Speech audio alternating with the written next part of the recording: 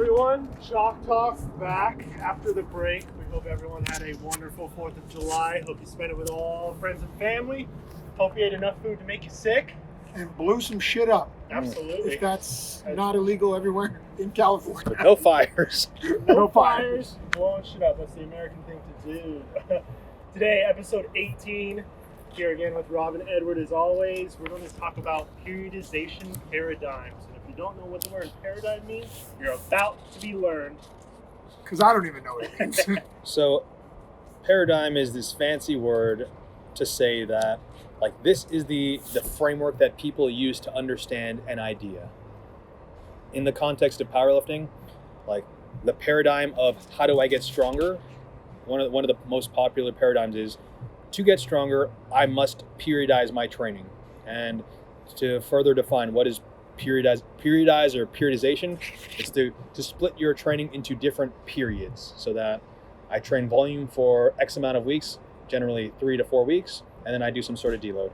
And then I train this thing called strength, quote unquote strength, which we can characterize as intensities between 70 to 85%. And I do that for 3 to 4 weeks. I do it for this period of time. And then I deload. And then before competition, I periodize my training. See, we don't even know what it is around here. Today, I periodize my training by training at intensities from 85 to 100% before a competition because, specificity dictates as I get closer to competition, my training should more closely mimic what I'm going to do in competition. So in competition, I lift 1 rep max weights. In the month leading into competition, I must lift heavier weights. It makes sense from a general standpoint, but it doesn't always work out like that. So what we're going to do today in today's episode is talk about this guy named John Kiley who wrote this paper called Periodization Paradigms in the 21st Century, Evidence-Led or Tradition-Driven. And in this paper, he questions the dominating paradigms for strength training, for getting stronger, for getting faster, for that sport professionals have used for a long time to explain, how do we get people stronger? And for Olympic weightlifting athletes, for example, how do we set up their training in this 4-year period where we convince ourselves that we can predict their performance 4 years from now? We could barely predict our performance in 4 weeks. And these Soviet sports scientists, they proclaim that, with all the modern science and technology and data tracking methods and pattern recognition and blah, blah, blah, we can predict exactly how much kilograms we can add to this person's snatch or clean and jerk after 4 years. And it's if you're really good at persuasion, you can convince a lot of people that you can have that much certainty. But the weatherman can't even predict the weather in the next week on a day-by-day basis, or even that. How do we expect to realistically believe that we can predict how many pounds we can add on a person's total, and the interplay of fatigue and fitness and all these training variables? I mean, I can totally predict it, but I understand where you're going. I got my crystal ball at home. Yeah. That's what's in my room.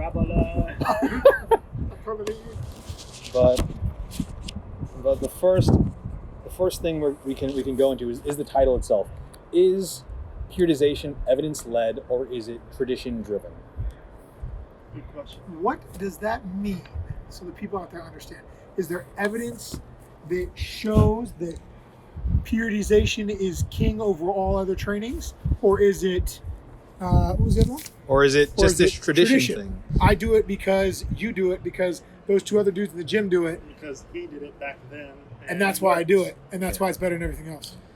So what is an example of something powerlifters do aside from periodization that seems to be tradition-driven? It's they come into the gym and they... There's a lot going on in tradition. I don't know if I want to say anything. Yeah, just throw out 5 things that... Powerlifters do not do above 5 reps, period. Yeah. Tradition. That's cardio. What is a bike? Question. Yeah. Question. I'm not going to walk to the gas station across the street because it's too much cardio. I must drive my car. When they come in the gym, they all foam roll. As much as I don't want to hate on foam rolling, because it loosens you up, or because it loosens something. me up. But that's because Bill, who was my guy who showed me how to lift back in the day, he foam rolled, so I foam roll. Yeah.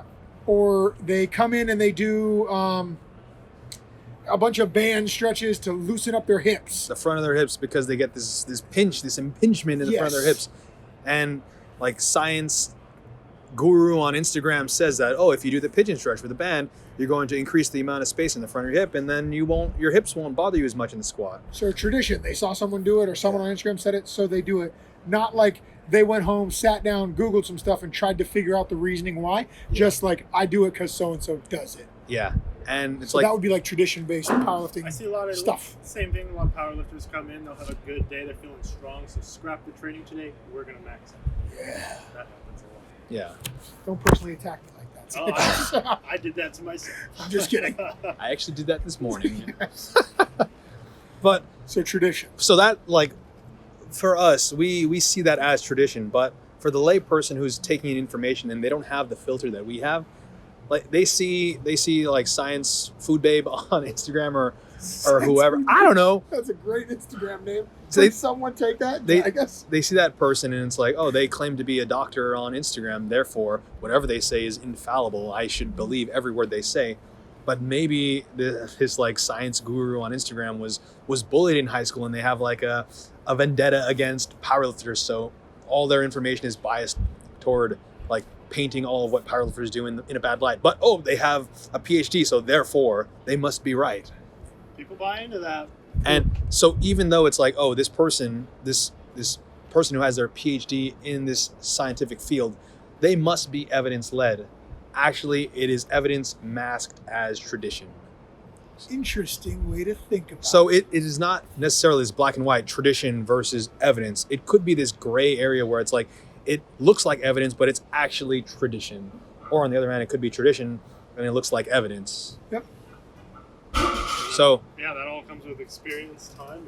And even us with our experience, like the only way we can really determine if the claims that a person is making are valid is if we ask them for their sources and see if their sources like contribute to the point that they're trying to make. So if a person says that, I foam roll because when I normally foam roll, my quads feel looser and then I squat and my squat feels fine, versus if I don't foam roll and I go to squat, my squat feels kind of tight and things feel weird. It's like, okay, that's like the lowest level of evidence that we can have. But if you do that over time and then you question exactly what is going on, is it that I'm releasing these magical adhesions in my quads, or is my body temperature going up? And the literature on warm-up says that as body temperature goes up, the nervous system like makes you move a little more efficiently and things feel better. Or like even simply, like if I put myself into a position more often, I'm going to feel more confident in that position. In said position, absolutely. Well, and to build off of that too, when you're doing, a science experiment or you're looking at all this evidence-based stuff, I use a foam roller because my quad feels looser and therefore when I squat it feels good. But what have you done on the opposite side of that to disprove that? Because with everything in science, you have to prove something, but you also have to disprove from the other side. What else have you tried that could possibly help your quad in the squat that isn't the foam roll? Do you have anything to compare it to? Yeah. Most people don't. Yeah, and then it's like if you just accepted at face value that it's this foam roller, there's something magical about foam rollers that interact with your body that makes your squat improve. But it's like, foam rolling is different than dry needling, is different than manual therapy, is different than blah blah blah. All these different modalities is different than a Theragun, is different than a back knobber, is different than a what is that cane thing, the green cane thing that you. You can that, and then it Theracane? No. Like for your back. The hook, yeah, and then it doubles for like herding sheep. Yeah. Yeah, exactly. Yeah, and if you just see it as that, it's like these are different modalities and they work differently. When you look at it, and it's like, it's this thing that applies a force on the body and can potentially increase the body temperature and put you into positions that you are normally apprehensive in.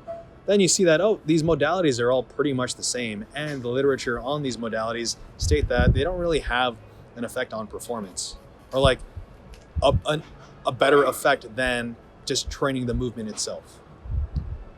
Basically, traditions. Yeah, traditions. Basically, before you go on telling people that foam rolling is king and that it's going to make you feel better. Have some knowledge and education to back it up on why. Possibly. Yeah. So wrapping this around to training, it's whether or not this is something science-based for periodization, that it's great, or that it's just done through tradition. Yeah.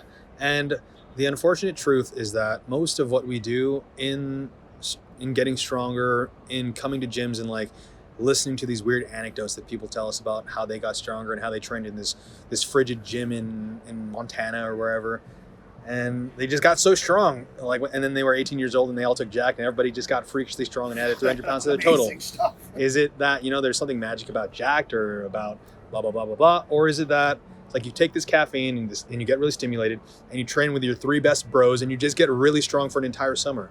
Like, when was the last time you had training partners for an entire summer and you all just got so hyped up and like ridiculous and trained your asses off? And then like you came home to like a full cooked meal by your mom, so Yeah. you didn't have to worry about paying bills or paying for your groceries. And you didn't have any homework to worry about, and like that was your life. Let me tell you how easy it is to train really hard with those circumstances lined up. Yeah. We could all go back. So one of the stories we can tell is like, new person comes into the gym and one of the coaches says, you know what, block periodization is the best way to train because all my clients train block periodization. I train block periodization. My mentors train block periodization. Therefore, you should train block periodization. It's like, is it that block periodization is the most superior way to train? Or is it that block periodization represents this novel way of training that is different than what that new member is used to? So if the new member is used to just coming to the gym, like maxing out bicep curls, maybe doing some half rep dumbbell bench press, and then like hopping on the bike for 30 minutes and then going home, it's like, no shit, you put them on a structured training program, they're going to get stronger, right? But it doesn't have to be block periodization. It could be DUP, it could be linear periodization, it could be Smolov, it could be 5-3-1, it could be anything. So if you impose this novel structure on this person, they will probably get stronger if they're used to not having any structure whatsoever. I could safely say in my beginning years of lifting, I ran 5-3-1, which like I pretty much, anybody who started lifting has probably ran 5-3-1. I've ran 5-3-1. I think everyone. And then I was like, this is the best thing on earth. I made so many gains. And following that, I was like, you know what I'm gonna run? Smolov. I'm gonna squat, bench, deadlift every day, every other day. And I'm just gonna muscle through it. And if I die, I fucking die. My arms feel like they're gonna fall off. Whatever. Does not matter. And I was rolling around in a foam roller doing Smolov, and I got really strong. And I was like, this is the best program ever. And like, so all of these things came into play where it was like I didn't know any better, and it took me from like coming in and maxing out bench with my bros, and then doing exactly that, like hitting the treadmill or some random thing, to like have this structured program where I could have downloaded like Larry Wheels deadlift thing and probably got 100 pounds of my deadlift. Yeah. It was just adding structure to this what was chaos, and I was a beginner. And so, I mean, I could safely say I have 100% done those things. Yeah. So it's just coming in and adding structure to someone like that. It's very easy to start seeing strength gains. And for us as coaches, we have this greater insight on like what is important for people to get stronger long term, so that they don't just get really strong in this burst of Smolov Jr. and add 100 pounds to their squat, and they don't like burn out and their bodies don't break afterward. It's like, what do we think are the most important components, or like even the most important skills for athletes to have to make their training more sustainable? Yeah, I think with block periodization, I've never run 5-3-1. I'm one of the 1%ers. What? Oh, I envy you. Wow, yeah. I think with block periodization too, the accountability it holds as well. I thought your thing stopped. Continue. It did stop. You got a phone call, so I think it stopped. Oh, it's all right. We have these. Start again. Okay. Start again. Wilmer edit that out. Clap. And to bounce off of what they were saying about the block periodization and adding structure to someone who might not have had structure before, I think block periodization, at least for me, and kind of a personal experience, and being one of the only things that I have from, it kind of holds you accountable as well. It's a way to be able to track where you should be in progress by the end of the month almost, and you can kind of, if your client or yourself is for lack of a better word, fucking off outside the gym and not taking care of himself, not sleeping, drinking a bunch, doing this, doing that, and he's not hitting his numbers in like day 2, day 3 of his first or second week, you know, there could be more of an issue rather than he's just not, you know, strong enough or he's just not doing the work in the gym. It kind of shows you that there's other things in their life that could possibly be affecting what's going on. And that's another big one for coaches. You can keep track of your clients and kind of their lives. So what we can sort of simplify that to is, like, by giving someone a plan, we can meaningfully modify their behavior. Yes. Or like, in other words, we can help them build the habit of coming into training, having a plan, having a warm-up, executing everything in that order, and then going home and just like resting and eating and doing whatever the rest they do in the rest of the day. Versus like, I'm going to come in today. Oh, I don't really know what I'm going to do. I'm just going to do whatever feels good. Whatever machine is open that I can see. Yeah. And if we can have them get into the habit of like, on Monday, you're going to come in and you're going to squat. On Tuesday, you're going to bench. On Wednesday, you're going to deadlift. And they do that for weeks and weeks and weeks. Then they don't have to exert as much cognitive energy in like, I'm going to make up my plan from scratch every single day I come in. Then it's more like, here's the plan. I have this coach and they hold me accountable to executing this plan, and I'm just going to come in and do the thing. And for beginners, like, that's what they need the most, to build a habit of coming into training and executing the training regardless of like whatever weird circumstances they're feeling. And so long as the plan is written like conservatively enough so it's not so crazy that the athlete needs to be at 100% every single time they come in, then it's like, oh, it's pretty realistic for them to come in and execute 100% of the plan. And to feel success and to feel like they've won the training session, and to feel like, you know what, I don't have to go 100% every single time I train. I don't have to like leave my soul on the bar and like shit my spine out every single time I come in to train. And that is a long-term play for them to like get used to training and like going about 90% and then leaving a little bit in the tank so they can come in the next day and then the next day and the next day and blah, blah, blah. Sustainable training. Yeah. So that wraps around to what we're talking about.